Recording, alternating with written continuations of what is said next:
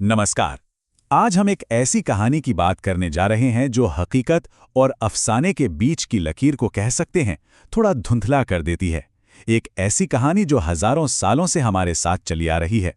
तो चलिए सीधे उस सवाल पर आते हैं जो सदियों से हमारे जहन में गूंजता रहा है। समुद्र के बीच में बना वो पुल, क्या वो इंसानी हाथों की कारीगरी थी या फिर कोई दैवीय चमत्कार? देखिए, ये कोई मामूली पुल नहीं है। हम एक ऐसे स्ट्रक्चर की बात कर रहे हैं जो हजारों साल पुराना है। और सच तो यह है कि आज की मॉडर्न साइंस भी इसे पूरी तरह से एक्सप्लेन नहीं कर पाई है। ये आज भी एक पहेली है। और ये सिर्फ किस्से कहानियों की बात नहीं है।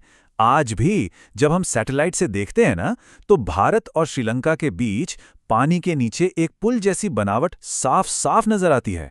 ये चीज इस पुरानी कहानी को एक कह सकते हैं कि एक ठोस जमीन देती है। तो चलिए अब जरा कहानी की गहराइयों में उतरते हैं कि आखिर ये सब शुरू कहां से हुआ। इसकी शुरुआत होती है भगवान राम की हताशा से, जब उनके सामने एक विशाल सागर के रूप में एक नामुमकिन सी चुनौती आ खड़ी हुई थी। जरा उस सीन को इमेजिन कीजिए। भगवान राम समंदर के किनारे खड़े हैं, सामने है विशाल फैला हुआ सागर और उस पार लंका में उनकी पत्नी सीता कैद हैं। उस पार जाना लगभग नामुमकिन था। अपनी शक्ति का इस्तेमाल करने से पहले भगवान राम ने शांति का रास्ता चुना। उन्होंने समुद्र देव से प्रार्थना की, उनसे रास्ता देने के लिए विनती की ताकि उनकी सेना उस पार जा सके। और ये कोई ऐसी वैसी प्रार्थना नहीं थी। सोचिए, 3 दिन और 3 रात बिना कुछ खाए पिए वो लगातार समुद्र से रास्ता मांगते रहे। ये उनके सब्र का एक बड़ा इम्तिहान था। लेकिन कोई जवाब नहीं मिला। समुद्र अपनी लहरों में मगन रहा, मानो उसने भगवान राम की पुकार सुनी ही ना हो। और यहीं कहानी में एक जबरदस्त मोड़ आता है। जब भगवान राम की प्रार्थना अनसुनी रह गई तो उनका धैर्य जवाब दे गया। उन्होंने अपना धनुष उठाया और ये तय कर लिया कि अगर समुद्र रास्ता नहीं देगा तो वो अपने बाणों से उसे सुखा देंगे। भगवान राम के संकल्प के बाद ही प्रॉब्लम का एक ऐसा सॉल्यूशन सामने आया जिसकी किसी ने उम्मीद नहीं की थी। एक ऐसा समाधान जो खुद सागर की गहराइयों से निकला। जैसे ही भगवान राम ने वो विनाशकारी अग्नि बाण अपने धनुष पर चढ़ाया ना, समंदर में जैसे हलचल मच गई और खुद समुद्र देव हाथ जोड़े उनके सामने आ गए। समुद्र देव ने कहा कि वो प्रकृति के नियमों से बंधे हैं, रास्ता नहीं दे सकते। पर उन्होंने एक बहुत बड़ा राज खोला।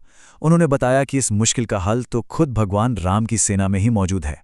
नल और नील 2 ऐसे इंजीनियर थे जिन्हें वरदान था कि वो जिस पत्थर को छू लेंगे वो पानी पर तैरने लगेगा।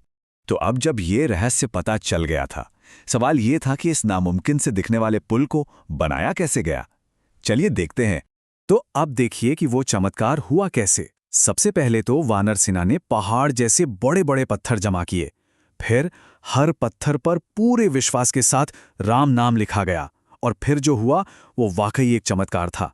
वो भारी भरकम पत्थर पानी पर ऐसे तैरने लगे जैसे कोई हल्की चीज हो, और बस रास्ता बनना शुरू हो गया।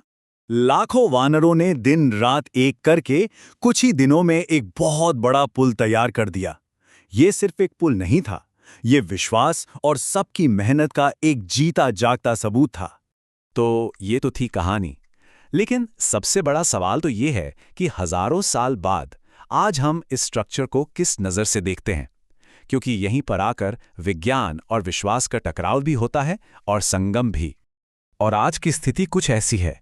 एक तरफ है साइंटिस्ट जो कहते हैं कि ये एक नेचुरल फॉर्मेशन है, मतलब चूना पत्थर की चट्टानों की एक चेन है जो समंदर की धाराओं से धीरे धीरे बन गई।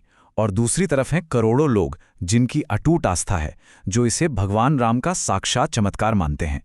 तो घूम फिरकर हम वापस उसी सवाल पर आ जाते हैं, क्या ये सिर्फ एक कहानी है, एक महाकाव्य का हिस्सा, या सच में कोई ऐसी दैवीय घटना हुई थी जिसका सबूत आज भी मौजूद है? शायद इस सवाल का कोई एक सीधा जवाब है ही नहीं, क्योंकि अक्सर ऐसा होता है कि जहां विज्ञान की हदें खत्म हो जाती हैं, वहीं से विश्वास का सफर शुरू होता है। और शायद यही बात राम सेतु को आज भी इतना रहस्यमयी बनाए हुए है।